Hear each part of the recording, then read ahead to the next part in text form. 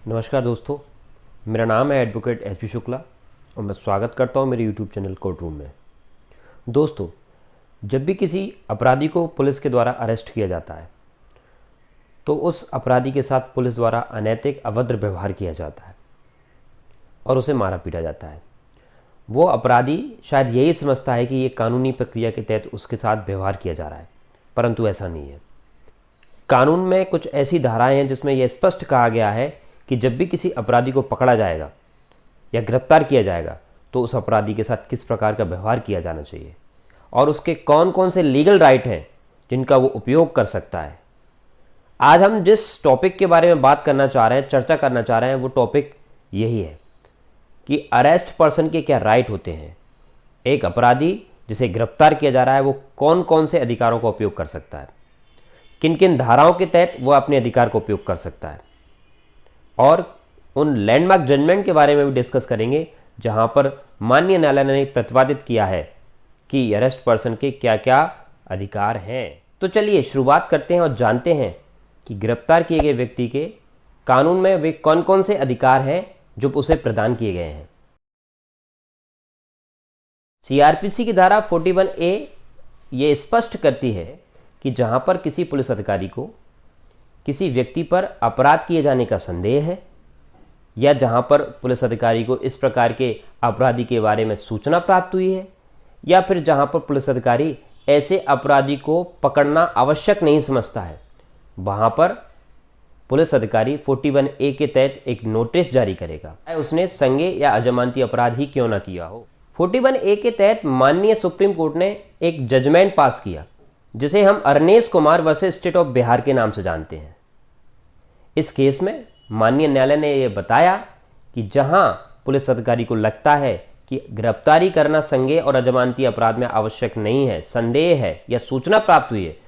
वहां पर उस व्यक्ति को अरेस्ट न करते हुए उस मामले में प्राइमरी इन्वेस्टिगेशन की जानी चाहिए।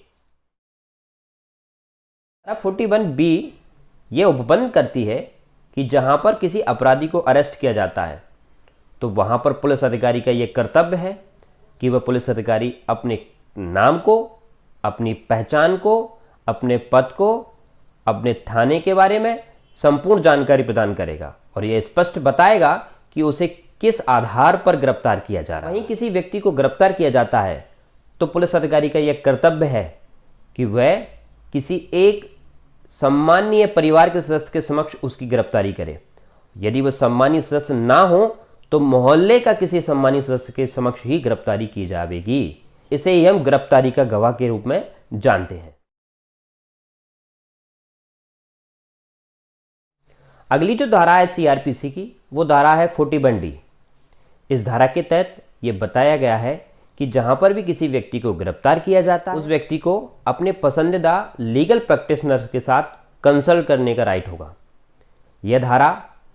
न केवल अकेली बात करती है और सेक्शन सीआरपीसी का 303 भी यही बात करता है कि जहां भी किसी व्यक्ति को अरेस्ट किया जाता है तो उसे अपने पसंद के लीगल प्रैक्टिशनर के साथ कंसल्ट करने का राइट होगा। नेक्स्ट जो सेक्शन के बारे में बात कर रहे हैं वो सीआरपीसी का सेक्शन है 46। इस सेक्शन के माध्यम से यह बताया गया है कि गिरफ्तारी कैसे की जानी चाहिए। यह सेक्शन बताता है कि जहां पर किसी पुलिस अधिकारी के द्वारा किसी अपराधी को अरेस्ट किया जाता है तो वो उसके शरीर को टच करेगा या कन्फाइन करेगा, उसे स्पर्श करेगा या फिर उसे परिरुद्ध करेगा। ये भी बताया गया है कि जहां पर किसी अपराधी के द्वारा मृत्युदंड या आजीवन कारावास वाला अपराध ना किया हो तो उसे मारा नहीं जाएगा, उसे गोली से मारा नहीं जा सकता है। यह धारा यह भी बात करती है कि किसी भी महिला को सूर्य अस्त के बाद और सूर्य उदय से पहले कभी भी अरेस्ट नहीं किया जाएगा। हाँ, यदि एबनॉर्मल सर्कमस्टांसेस हैं,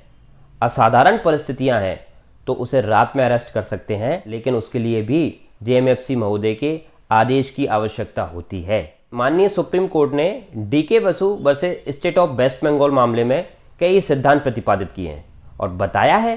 कि किन किन आधारों पर और किस किस तरह से किसी भी अपराधी को अरेस्ट किया जा सकता। अब मैं नेक्स्ट जिस सेक्शन की बात कर रहा हूं वो सेक्शन है सीआरपीसी का 49,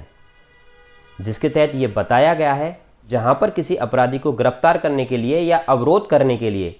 फोर्स की आवश्यकता ना हो तो उसे यूज ना किया जाए। माननीय न्यायालय ने कुछ लैंडमार्क जजमेंट जैसे Jogendra Kumar versus State of UP, Prem Shankar Shukla versus State of Delhi में ये बताया है कि जहां पर कोई अपराधी किसी पुलिस अधिकारी के साथ शांति के साथ जाने के लिए तैयार और रजामंद है तो उसे हथकड़ी लगाना आवश्यक ना होगा। नेक्स्ट जो धारा है सीआरपीसी की वो धारा है सेक्शन 50। ये बताया गया है कि जब भी किसी अपराधी को अरेस्ट किया जाता है तो उसे गिरफ्तार करने के कारण बताए जाएंगे, सूचना दी जाएगी। वहीं यदि कोई अपराध में जमानत प्राप्त की जा सकती है और किस प्रकार जमानत प्राप्त की जा सकती है तो उसे जमानत प्राप्त करने के कारण या फिर जमानत प्राप्त करने के बारे में भी बताएगा। सीआरपीसी की धारा 50A में यह भी बताया गया है कि जहां पर किसी व्यक्ति को गिरफ्तार किया जाता है तो वहां पर उसके परिवार वालों को, उसके दोस्तों को, उसके रिश्तेदारों को उस व्यक्ति के गिरफ्तार किए जाने की जानकारी तुरंत दी जाएगी। जहां पर अपराधी स्वयं किसी व्यक्ति का नाम निर्देशित करता है उस व्यक्ति को तुरंत उसकी गिरफ्तारी के बारे में बताया जाएगा। की धारा 54 ये बताती है कि जहां पर किसी अपराधी को जिसका मेडिकल कराया गया है पुलिस के द्वारा और उस अपराधी को उस मेडिकल पर भरोसा नहीं है या ये कहिए कि उस अपराधी को उस मेडिकल रिपोर्ट में काफ़ी त्रुटियां मिलती हैं तो वह व्यक्ति न्यायालय से अनुज्ञा लेकर अपना मेडिकल स्वयं करा सकता है और उसके तहत न्यायालय उन्हें निर्देश दे देगा कि वह मेडिकल करा ले। अगले हम जिस अधिकार के बारे में बात करते हैं वो अधिकार है सेक्शन 57 और सेक्शन 76 ऑफ सीआरपीसी से। इसके तहत ये बताया गया है कि जहाँ भी किसी अपराधी को अरेस्ट किया जाता है तो उस अपराधी को अरेस्ट करने के समय से 24 घंटे के अंदर, जिसमें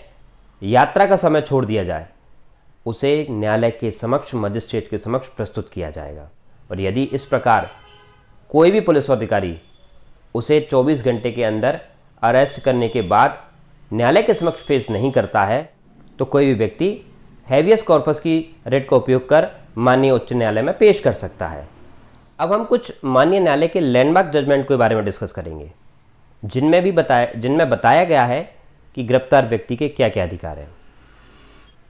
नन्नी सतपति वर्सेस पीएस धानी में माननीय न्यायालय ने यह बताया गया है कि जहां पर कोई अपराधी ट्रायल के दौरान चुप रहता है, साइलेंट रहता है, तो इसका मतलब यह ना निकाला जाए कि वह अपनी गिल्टी प्लीड कर रहा है। दूसरा जो केस है वो है हुस्नरा खातून वर्सेस होम सेक्रेटरीट बिहार। इस केस में यह प्रतिपादित किया गया कि जहां पर किसी भी अपराधी का विचारण किसी मामले में किया जाता है वह न्यायालय के समक्ष फेयर एंड स्पीडी ट्रायल की मांग कर सकता है। नेक्स्ट जो लैंडमार्क जजमेंट है वो है Khatri versus State of Bihar. इस केस के माध्यम से माननीय न्यायालय ने यह प्रतिपादित किया है कि जहां पर कोई अपराधी अपनी प्रतिरक्षा करने में आर्थिक रूप से असमर्थ है या जो किसी भी एडवोकेट को हायर नहीं कर पा रहा है, वह व्यक्ति माननीय न्यायालय के समक्ष फ्री लीगल एड की डिमांड कर सकता है, जिसके तहत उस व्यक्ति को एक एडवोकेट प्रोवाइड किया जाता है और माननीय न्यायालय के समक्ष उसे आर्टिकल 21 के तहत यह अधिकार प्रदान किया जाता है। मेडिकल प्रैक्टिशनर के समक्ष एग्जामिन करवाने के संदर्भ में माननीय न्यायालय ने सीला वर्सेस स्टेट ऑफ महाराष्ट्र वाले केस में यह प्रतिपादित किया है कि जहां पर कोई भी व्यक्ति जिसका एग्जामिन कराना है वो सेक्शन 53 और 54 के तहत माननीय न्यायालय के समक्ष स्वयं अपना एग्जामिन कराने के लिए आवेदन प्रस्तुत कर सकता है। ये थे गिरफ्तार किए गए व्यक्ति के कुछ अधिकार जिन्हें हमने कुछ धाराओं में पढ़ा और हमने कुछ केस लॉ के माध्यम से भी समझा। अगर आपको मेरी ये वीडियो पसंद आई हो, मेरी जानकारी से आप संतुष्ट हैं, मेरे चैनल को लाइक करें, सब्सक्राइब करें, शेयर करें। धन्यवाद।